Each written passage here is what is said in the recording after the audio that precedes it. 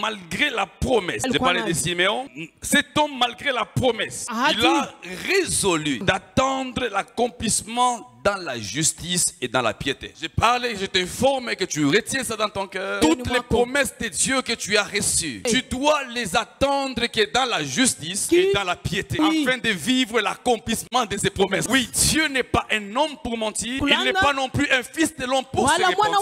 Ce que Dieu a dit, il va l'accomplir. Mais pour qu'il accomplisse ce qu'il t'a dit, il attend de ta part une vie pleine de justice et marcher dans la piété. C'est à ce moment-là que tu vivras l'accomplissement des promesses. C'est à ce moment-là que tu vivras l'accomplissement des promesses. C'est que si tu ne fais pas ces choses, tu garderas des agendas des prophéties, tu garderas des noms des prophètes, et que tu ne vivras pas l'accomplissement. Et que Siméon, il était vieux, il avait reçu cette promesse et il n'a pas abandonné Dieu, il n'a pas abandonné cette promesse, mais il a accepté, il a décidé de marcher dans la justice et dans la piété. Église, corps du Christ, ce que Christ nous a promis, ce qu'il attend de nous, c'est que nous puissions marcher dans la justice et que nous puissions marcher dans la piété et que ces deux soient collés à nous afin de vivre l'accomplissement des promesses.